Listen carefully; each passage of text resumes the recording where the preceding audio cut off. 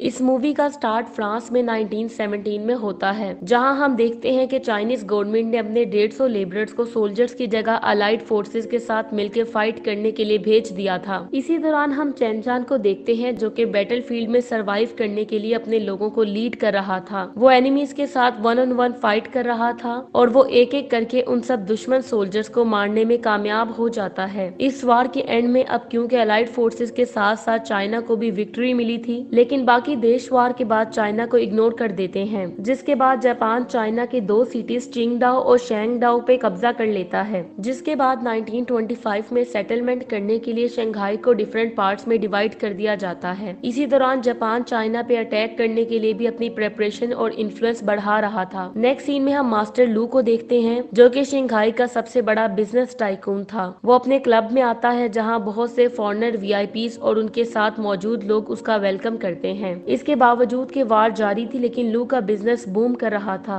और इसका मानना ये था कि जितनी ज्यादा मुश्किलात होंगी उतने ज्यादा पैसे वो कमा सकेगा। यहीं हम एक सिंगर शैंग को भी देखते हैं, जो कि क्लब में परफॉर्म कर रही थी। तभी वहाँ पे एक जैपनीज एक सॉन्ग की रिक्वेस्ट करता है। जिसके बाद हम एक आदमी को देखते हैं, जो कि पियानो बजा रहा था, जो कि असल में चैन जान था और अपना नाम बदल के वापस आ गया था। यहाँ वो एक चाइनीज सॉन्ग प्ले करने लगता है, जिससे जैपनीज उस पर गुस्सा करने लगते हैं। तभी उसके पास मास्टर लू आता है और उससे पूछता है कि क्या वो वही सोल्जर है जो कि फ्रांस से वापस आया है। जिसके बाद वो चैन जान को ड्रिंक्स की ऑफर करता है। फिर हम देखते हैं कि वो दोनों ड्रिंक्स करने लगते हैं और कार्ड्स खेलने लगते हैं। इसी दौरान मास्टर लू की उसके साथ काफी अच्छी फ्रेंडशिप डिवेलप हो जाती है। नेक्स्ट सीन में हम चैन जान को उसके साथियों के साथ देखते हैं, जो कि असल में जापानीज के खिलाफ रेजिस्टेंस मूवमेंट में उसके साथी थे। वो उन्हें बताता है कि अब वो मास्टर लू का पार्टनर बन चुका है। ये सुनकर बाकी सब लोग काफी परेशान हो जाते हैं, क्योंकि इसका मतलब ये था कि अब वो एक हाई प्रोफाइल पर्सन बनने जा रहा था, जो कि बहुत बड़ा रिस्क है। लेकिन एक और मेंबर कहता है कि मास्टर लू अगर उनके साथ है तो ये उनके लिए अच्छा है और इससे वो लोग और ज्यादा चाइनीज को जापानीज के खिलाफ फाइट करने के लिए मोटिवेट कर सकेंगे। जिसके बाद चैन कहता है कि म्युनिसिपल पुलिस में कुछ लोगों को अपने साथ मिलाने से उनकी मूवमेंट में आसानी होगी। दूसरी तरफ हम जापानीज जनरल टाकेशी को देखते हैं,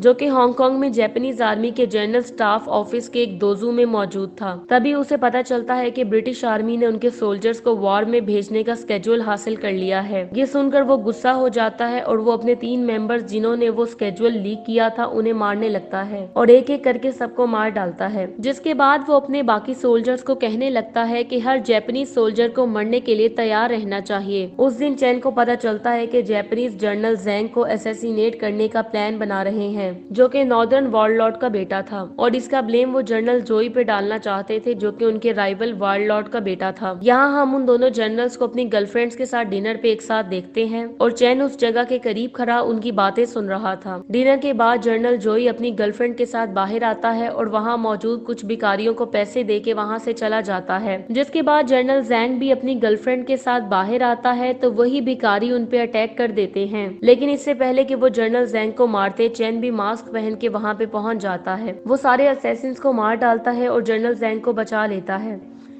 जिसके बाद वो उन्हें कार में वहाँ से दूर ले जाता है। यहाँ जनरल जैंग उससे पूछता है कि उसने उनकी लाइफ क्यों बचाई। चैन उसे बताता है कि ये उसकी ड्यूटी थी और साथ ही वो उसे कहता है कि अपने फादर को कहो कि जापानीज के साथ मिली भगत करना बंद कर दे। जिसके बाद वो वहाँ से चला जाता है। दूसरी तरफ जापानीज हेडक्वार्टर में एक सोल्जर कहता है कि कमांडर जैंग का फादर जापानीज को सपोर्ट करता है, इसलिए हमें उसके बेटे को मारने की कोशिश नहीं करनी चाहिए थी। लेकिन उसका साथी कहता है कि जैंग की डेथ से दोनों वॉरलॉर्ड्स में सिविल वॉर स्टार्ट हो जाती तो हमें चाइना पे अटैक करने का मौका मिल सकता था। जनरल तकाशी के सोल्जर्स इस फेल्ड अटेम्प्ट का ब्लेम भी एक्सेप्ट कर लेते हैं, लेकिन दूसरा साथी कहता है कि असैसिनेशन अटेम्प्ट में ऐसा होना कोई नई बात नहीं है। जिसके बाद तकाशी अपने सोल्जर्स को सुपर हीरो का पता लगाने का कहता है जिसने जैंग की जान बचाई थी। दूसरी तरफ चैन और उसके बाकी साथी भी उस मास्क्ड वॉरियर के बारे में बात कर रहे थे, जो कि जापानीज के लिए चाइना का रेजिस्टेंस सिंबल बन चुका था। वो लोग चैन को ऐसा काम जारी रखने के लिए इनकरेज करते हैं और कहते हैं कि इसके लिए डिफरेंट आइडेंटिटी को यूज करना काफी अच्छा आइडिया है और कहते हैं कि वो इस बारे में न्यूज में भी एक रिपोर्ट प्रिंट कराएंगे। अगले दिन मास्क वॉरियर की स्टोरी सभी न्यूज पेपर्स में प्रिंट हो जाती है। ये न्यूज ताकाशी तक भी पहुंच जाती है और वो अपने लोगों और कासाब्लांका में अपने जासूसों के साथ मीटिंग करता है और उनसे कासाब्लांका में होने वाली किसी भी अनयूजुअल एक्टिविटी के बारे में पूछने लगता है। तभी वहाँ एक औरत खड़ी होती है और कहती है कि मास्टर लू का एक नया पार्टनर काफी एक्टिव है और उसकी एक्टिविटीज काफी सस्पिशियस भी हैं। साथ ही वो बताती है कि उसे लगता है कि चैन जान फ्रांस से वापस आया है और उसने यूरोप में होने वाली वार में एक चाइनीज लेबरर के तौर पे पार्टिसिपेट किया था। जिसके बाद वो बताती है कि चैन लू से नाइट क्लब में मिला था और जल्द ही उसका नाइट क्लब पार्टनर बन गया। ये सुनकर ताकेशी इस बारे में शेंग से पूछता है, लेकिन वो उन्हें इस बारे में कुछ भी नहीं बताती और कहती है कि उसका मिशन हेनरी के करीब रहना था, जिसका ताल्लुक ब्रिटेन से था, और क्योंकि कासाब्लांका में बहुत ज्यादा लोग थे इसलिए उसने उसे नोटिस नहीं किया। जिसके बाद वो अब चैन जान पे नजर रखने का प्रॉमिस करती है। उसी रात शेंग मास्टर लू के पास जाती है और चैन के साथ बाहर जाने के लिए उससे परमिशन मांगती है। तभी वो एक मोटर बाइक पे वहाँ से चले जाते हैं और चैन के दोस्तों के पास पहुँचते हैं, जो कि बारी बारी अपने आप को इंट्रोड्यूस करवाते हैं और शेंग अपने आप को चैन की गर्लफ्रेंड के तौर पे इंट्रोड्यूस करवाती है। यहाँ उसकी मुलाकात एक लड़की से भी होती है जो कि अपने आप को चैन की बहन के तौर पे इंट्रोड्यूस करवाती है। यहाँ शेंग उनसे बातें करने लगती है और चैन से उस रूमर के बारे में पूछने लगती है कि जापानीज ने एक सोल्जर चैन जान को वॉर में शूट कर दिया था। जिस पर चैन, जो कि अपना नाम बदलकर लाइफ गुजार रहा था, उसे कहता है कि जापानीज ने चैन जान को शूट नहीं किया था और वो उसके साथ 3 साल तक वॉर में लड़ता रहा है। कुछ ड्रिंक्स के बाद वो दोनों घर जाने लगते हैं। तभी गलती से शेंग का पर्स नीचे गिर जाता है जिसमें एक छोटी गन भी थी। अब इससे पहले कि शेंग वहाँ से जाती, वो गन उठा के चैन पे पॉइंट कर देती है और उसे पूछती है कि वो कौन है। तभी वो इस बात पे हंसने लगती है और क्लेम करती है कि वो ड्रंक है। जिसके बाद वो उसे एक फोटो दिखाती है जो कि उसे लू ने दिखाई थी और उसने वहाँ से उठा ली थी। वो उसे बताती है कि उसका असल नाम फैंग चिंग है। जिसके बाद वो वहाँ से चली जाती है। दूसरी तरफ हम देखते हैं कि टोक्यो से तकाशी के पास उन एक्टिविटीज की लिस्ट भेजी जाती है जो कि जापान के खिलाफ थे। साथ ही उसे ये ऑर्डर दिया जाता है कि लिस्ट में शामिल लोगों को मार दिया जाए। जिसके बाद वो उस लिस्ट को लीक करवा देता है। दूसरी तरफ चैन की सीक्रेट ऑर्गेनाइजेशन तक भी ये लिस्ट पहुंच जाती है और वो उसे पब्लिश ना करने का डिसाइड करते हैं, क्योंकि शंघाई में पैनिक क्रिएट करने के लिए इससे जापानीज को हेल्प मिलेगी। लेकिन दूसरे दिन फिर भी वो लिस्ट न्यूज़पेपर में छपी होती है। मास्टर लू को जब पता चलता है कि उसका नाम भी लिस्ट में शामिल है तो वो पुलिस को बुला लेता है और उनसे पूछता है कि वो इसको रोकने के लिए क्या कर रहे हैं, क्योंकि उसे लगता था कि इससे उसके कस्टमर्स डर के भाग जाएंगे। लेकिन इंस्पेक्टर हुआंग उसे कहता है कि उन्होंने इसके लिए कुछ खास तो नहीं किया, लेकिन वो इस सिचुएशन को मॉनिटर कर रहे हैं। ये सुनकर लू उन पे गुस्सा करने लगता है। इसी दौरान वहाँ कुछ जापानीज आ जाते हैं जिनमें तकाशी भी शामिल था। उसके साथ ही वहाँ ट्रबल क्रिएट करने लगते हैं क्योंकि कोई भी लड़की उनके टेबल्स पे नहीं बैठ रही थी। ये देखकर चैन उनके पास जाता है और अपने आप को इंट्रोड्यूस करवाता है, लेकिन ताकेशी उसे कहता है कि वो उसके बारे में अच्छी तरह जानते हैं। जिसके बाद वो उसे एक फोटो दिखाता है और कहता है कि इसमें मौजूद शख्स का नाम भी वही है जो नाम तुम्हारा है, तो फिर इनमें से असली कौन है और चीट कौन कर रहा है। जिस पर चैन उसका कोई जवाब नहीं दे पाता।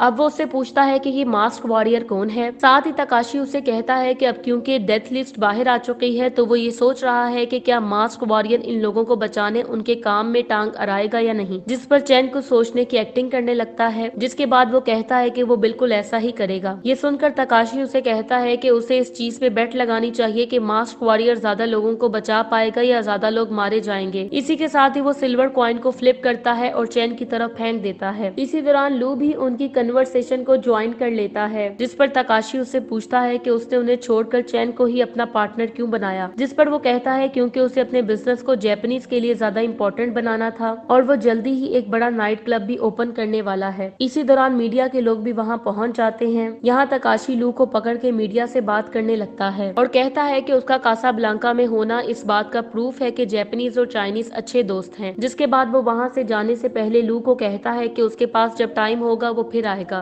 लेकिन लू इस पर कोई वार्म जेस्चर नहीं देता। इसी दौरान चैन तकाशी की तरफ एक रिंग फेंकता है और उसे बताता है कि ये रिंग उसे जैंग पर किए गए अटैक के दौरान किलर से मिली थी। दूसरे दिन हम देखते हैं कि चैन और तकाशी अपना अपना मिशन स्टार्ट कर देते हैं, जहां चैन कुछ लोगों को बचा लेता है, लेकिन बहुत से एक्टिविस्ट मारे भी जाते हैं और कुछ लोग शंघाई से भाग जाते हैं। अब क्योंकि चैन तकाशी का मुकाबला नहीं कर पा रहा था, इसलिए चैन अपने एक साथी को कहता है कि वो चाइनीज मजदूरों को कहे कि वो स्टूडेंट मूवमेंट की सपोर्ट करने के लिए तैयार रहें। कुछ दिन बाद हम देखते हैं कि चैन कासाब्लांका जाता है और शेंग के साथ अकेले कुछ टाइम स्पेंड करता है। यहाँ शेंग उससे पूछती है कि अगर वो शंघाई छोड़ने का सोच रहा है तो वो भी उसके साथ चलेगी, लेकिन वो उससे कहता है कि अगर सब लोग मारे गए तो वो उसे यहाँ से दूर ले जाएगा। दूसरी तरफ हम तकाशी के भाई ससाकी को देखते हैं जो कि शंघाई टाइम के एडिटर को मारने वाली किलर्स की टीम को लीड कर रहा था। यहाँ चैन ससाकी को मार देता है, लेकिन वो टाइम पे एडिटर को नहीं बचा पाता। नेक्स्ट सीन में हम चैन को कासाब्लांका में देखते देखते हैं जहाँ वो पियानो प्ले कर रहा था। वो शेंग को कहता है कि ये सॉन्ग उस सोल्जर के लिए है जो कि अपने कंट्री के लिए यूरोप में फाइट करते हुए मारा गया था। दूसरी तरफ चाइनीज मजदूर चाइना को बचाने और यूनिटी पैदा करने के लिए एक जगह जमा होते हैं। इधर हम चैन को देखते हैं जो कि अकेला बैठा कुछ सोच रहा था और उसे ये रियलाइज होता है कि दो लड़कियां कासाब्लांका में टोक्यो की स्पाइस हैं और उन दो में शेंग भी शामिल थी। इसलिए वो शेंग से मिलता है और उससे पूछता है कि वो क्या काम करती है, जिस पर वो कहती है कि वो होस्टेस है। ये सुनकर वो उससे कहता है कि मुझे लगता है कि तुम जापानीज के लिए काम नहीं करती होगी, और साथ ही वो उसे वहाँ से जाने का कहता है और कहता है अगर तुम फिर यहाँ वापस आई तो वो उसे मार देगा। जिसके बाद हम देखते हैं कि जनरल तकाशी शेंग पे डाउट करने लगता है और वो उसे जनरल जैंग की गर्लफ्रेंड को मारने के लिए फोर्स करता है, जो कि असल में उसकी बहुत अच्छी दोस्त थी। तकाशी यहाँ बताता है क्योंकि जनरल जोई जनरल जैंग के फादर की हमारे साथ कोऑपरेशन को अपोज करता है, इसलिए अगर हम इसे मार के इल्जाम जनरल जोई पे लगा देंगे तो जनरल जैंग उसे मार देगा और इस तरह दोनों ग्रुप्स में वार स्टार्ट हो जाएगी और हमारा प्लान सक्सेसफुल हो जाएगा। जिसके बाद हम देखते हैं कि एक रात जापानीज चैन को घेर लेते हैं और उसे बेहोश करके अपने हेडक्वार्टर ले आते हैं, जहां वो उस पे काफी ज्यादा टॉर्चर करते हैं। इसी दौरान हुआंग चैन के साथियों के साथ जापानीज की बेस पे पहुंच जाता है और वहां मौजूद जापानीज सोल्जर्स को मारने लगता है। दूसरी तरफ हेडक्वार्टर में तकाशी शेंग और बाकी स्पाइस के साथ चैन के पास पहुंच जाता है और उसे बताता है कि वो काफी ज्यादा केयरलेस है क्योंकि उसने एक डोजू में सुयाशी को बड़ी बेरहमी से मारा था, जो कि असल में तकाशी का फादर था। इसी दौरान वहाँ एक सोल्जर आके उन्हें बेस पे होने वाले अटैक के बारे में बताता है। ये सुनकर वो साथियों को चैन को छोड़ने का ऑर्डर देता है और चैन से कहता है कि वो उसे बदला लेने के लिए उसे अपने साथ उसी डोजो में जरूर ले जाएगा जहाँ उसने उसके फादर को मारा था। दूसरी तरफ हम चैन के साथियों को देखते हैं जो कि जापानीज बेस को काफी ज्यादा डिस्ट्रॉय कर देते हैं और वहाँ मौजूद बहुत से लोगों को मार के वहाँ से भाग जाते हैं। तकाशी जब वहाँ पहुँचता है तो उसे वहाँ एक फोटो मिलती है जो कि चैन और उसके साथियों की थी और उस पे लिखा था गेम इज ओवर।